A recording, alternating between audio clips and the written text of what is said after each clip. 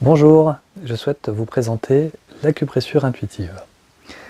Cet outil énergétique est basé sur deux autres outils qui ont été synergisés, couplés, assemblés pour donner une méthode complète et efficace. D'une part, on va retrouver la médecine chinoise.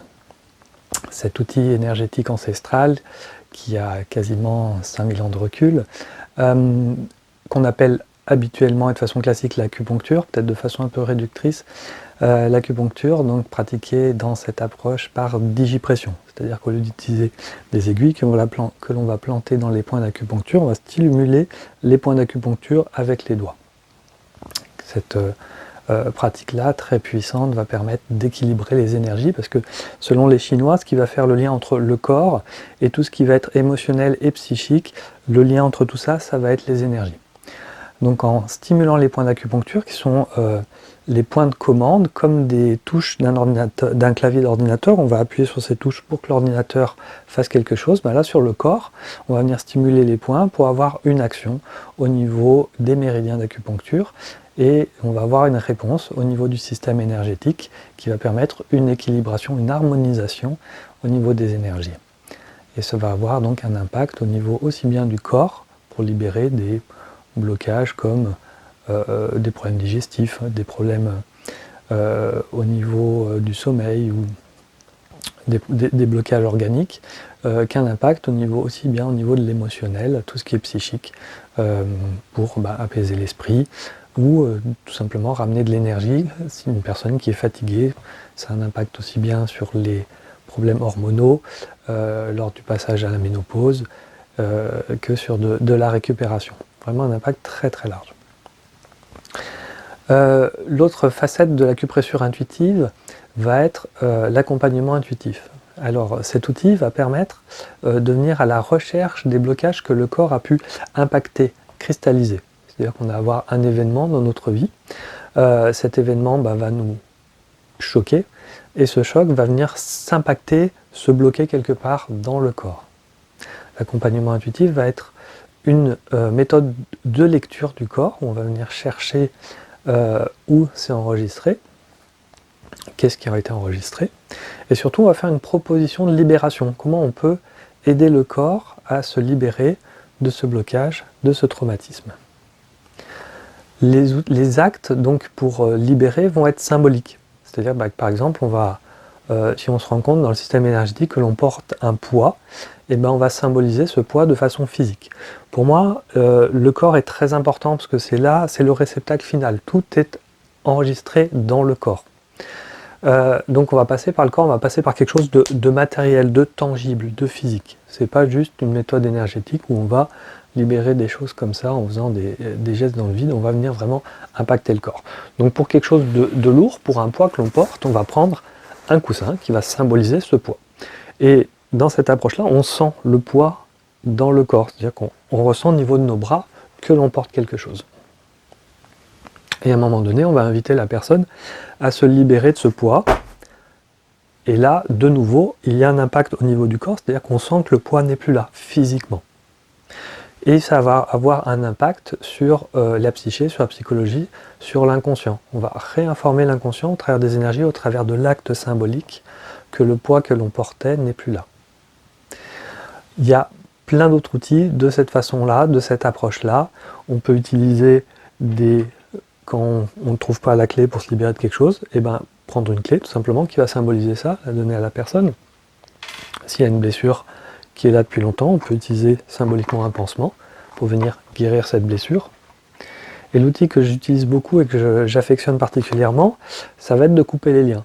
C'est-à-dire qu'on va prendre une ficelle qui va symboliser le lien entre soi et un blocage, soit une personne, soit entre soi et un événement du passé, quelle que soit la problématique, et on va venir couper ce lien pour pouvoir nettoyer. Donc l'idée c'est pas de couper et de dire ça n'existe plus, surtout avec une personne, mais plutôt de dire ok, il y a une problématique qui est là entre soi et cette personne, on va couper pour nettoyer la problématique, et à ce moment-là assainir la relation. Donc c'est un outil simple, symbolique, mais très puissant. Vraiment, j'ai pu constater en séance des effets très bénéfiques. avec cette approche-là. L'accompagnement intuitif, dans cet aspect-là, va venir donc impacter l'inconscient, les énergies, moi ce que j'appelle la structure énergétique inconsciente.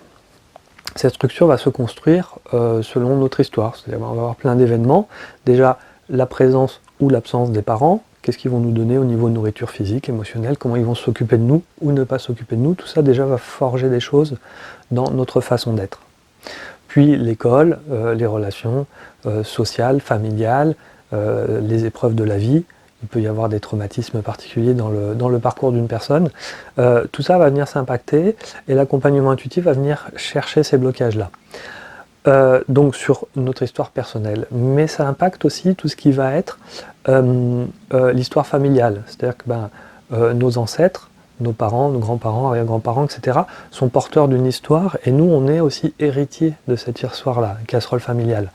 Donc l'idée, ça va être aussi d'aller chercher ces casseroles familiales-là. On porte aussi, selon la tradition indienne, du karma, c'est-à-dire des mémoires d'ancienne vie.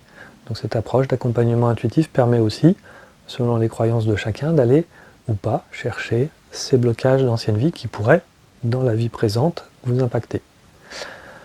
C'est la même résonance que des problématiques d'enfance ou de jeunesse. C'est-à-dire, dans votre histoire, vous avez eu un problème. Par exemple, on vous a molesté à l'école.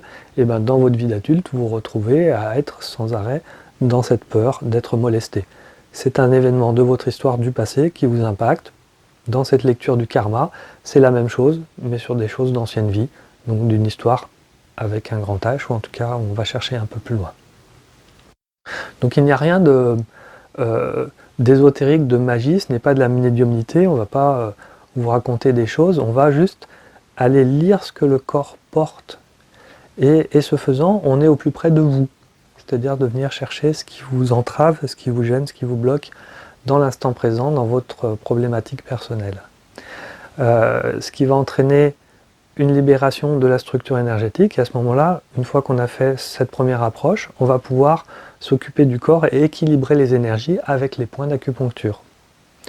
Donc voilà en gros une séance, on vous accueille, on regarde pourquoi vous êtes là, vos problématiques, vos doléances, et à partir de là, on va avoir une porte d'entrée pour aller s'occuper de vos énergies, donc en écoute avec la technique du corps miroir.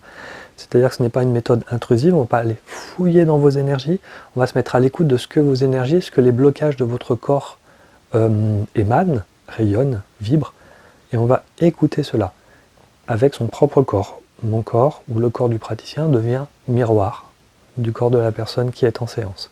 Et on va écouter où sont les blocages, et on va pouvoir identifier, tiens, il y a quelque chose qui bloque au niveau du cœur, quelque chose qui bloque au niveau du foie, ou quelque chose qui bloque au niveau du genou, peu importe. Et on va pouvoir écouter ce que le corps raconte et faire une proposition de libération avec un acte symbolique. Donc c'est pas une approche intrusive, on écoute vraiment ce que le corps émane. Donc on ne va pas fouiller chez vous, on ne lit pas tout ce qui se porte en vous, tout ce que vous restez dans votre intimité personnelle. Elle n'est pas agressée, cette intimité. Une fois qu'on a nettoyer déjà ce que la structure permet de faire émerger à l'instant T, on va pouvoir à ce moment-là, dans un deuxième temps, venir passer plus dans le corps physique, venir dans la matière, ressentir ce qui se passe au niveau du corps, une fois allongé sur la table de soins, et voir dans le corps, dans la matière, où c'est que ça bloque, qu'est-ce qui vous freine, pour remettre du mouvement, pour remettre de la vie. Et ensuite équilibrer les points d'énergie de la médecine chinoise, donc les points d'acupuncture par digipression, pour venir équilibrer, harmoniser les énergies. Et moi, dans ma approche, ce que j'aime beaucoup, c'est venir chercher aussi les saboteurs, c'est-à-dire de vérifier s'il n'y a pas des programmes inconscients, des mémoires, des blocages qui pourraient vous empêcher d'intégrer vraiment la séance. Donc c'est une méthode qui se pratique en présence, c'est-à-dire pour travailler les points d'acupuncture, vous êtes obligé d'être là. Et en même temps, la facette accompagnement intuitif peut se faire à distance. Donc c'est un outil personnellement que j'utilise sur des séances par téléphone ou en visio. Très pertinent. L'intérêt de faire des séances à distance comme ça, c'est qu'il n'y a pas l'impact émotionnel, énergétique de proximité. C'est-à-dire que quand on est face à face, vos énergies émanent. Donc elles peuvent venir me guider, m'influencer ou me perturber.